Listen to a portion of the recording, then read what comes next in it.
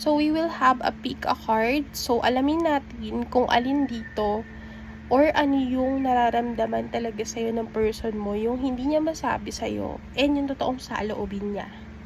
As you choose your stones here, you are choosing also the energy of your person, kung ano yung gusto niyang sabihin sa'yo. So, it's like you are picking also. So, ito ay collective reading lamang, and if you really want to clarify this reading or kung meron kang tanong sa isip mo, just book your readings at IG, Readings by Goddess Tarot 44 or FB, which is Goddess Tarot 44.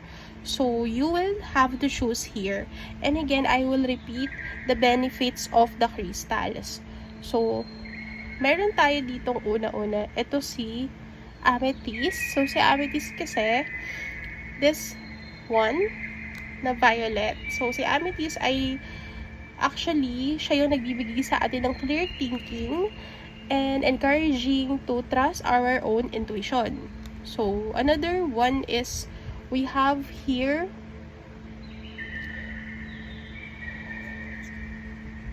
ito yung ating clear quartz. So, ang binibigay ni clear quartz sa atin is emotional and mental balance, and it also give us like the kind of neutralizing our energies. So, ito siya. Okay? So, another one is si citrine.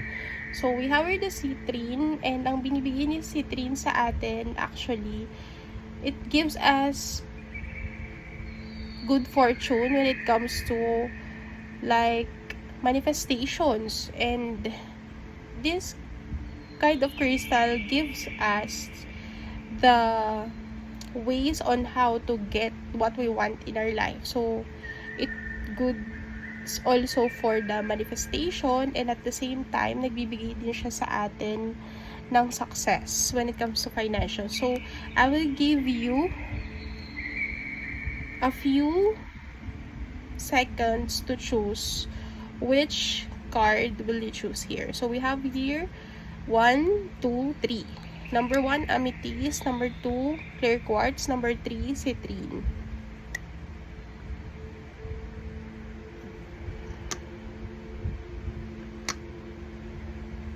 I will give you 1 minute starting now to choose which is the cards that you will pick here.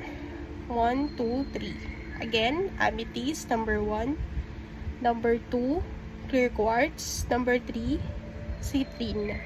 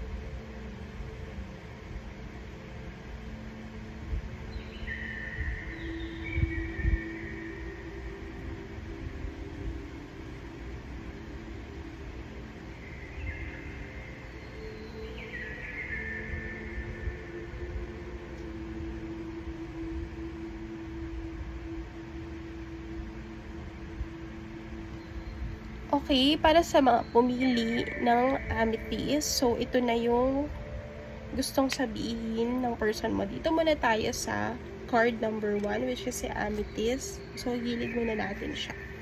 Yung number 2 and number 3. So, ito si amethyst. Para sa mga pumili ng card number 1, ito na po yung gustong sabihin sa inyo ng person mo. We have here abuse, abusive relationship. So, stab in the back. And we have here 3 of cups in reverse. And, so what's this? We have here 9 of swords. Okay. It's clear to say na inabuso ka ng person mo. Okay. So, ngayon, nandito siya sa state na alam niya sa sarili niya naging abuser siya and nasaktan ka talaga niya ng sobra, maybe emotionally, not just physically but also emotionally. Talagang inabuso ka nito and actually pinagsisisihan niya na yan all in all kasi gusto niya talagang ng fresh start with you kasi nakikita ko dito yung reconciliation card. Gusto niya humingi ng tawad sa'yo for abusing you and for hurting you also. Dinala ka niya sa third party and at the same time niloko ka pa niya with stab in the back. Okay, para sa mga pumili ng card number 1, this is your reading. And I also see here the 9 of Swords in reverse. Nandun talaga yung takot and regret sa side niya. Gusto niyang bumawi sa'yo. And at the same time, your person knows na nagkasala talaga siya. So, all in all, for the card number 1, yung person nyo ay punong-puno ng guilty sa sarili niya. And gusto niya na talagang matapos tong nararamdaman niyang lungkot. Kasi ikaw lang talaga yung pwedeng magbago ng buhay niya. And nasa sa'yo kasi lahat ng gusto niya sa isang tao. It's just nagkamali lang talaga siya sa'yo sa past. Okay? So, for the card number 2,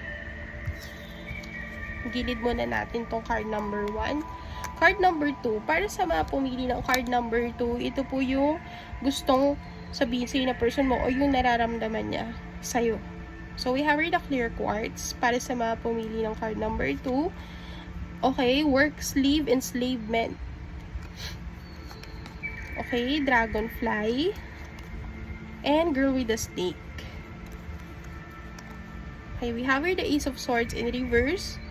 Para sa mga pumili ng card number 2, you are in a no contact situation.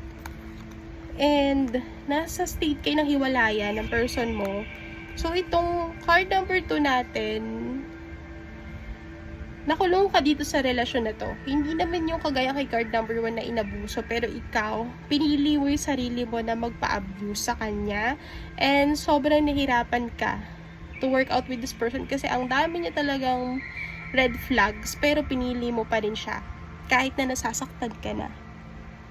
And I also see here na nasa no contact situation kayo. Itong person mo, gustong-gusto kanyang kontakan, kaya lang hindi siya makaalis dun sa third party.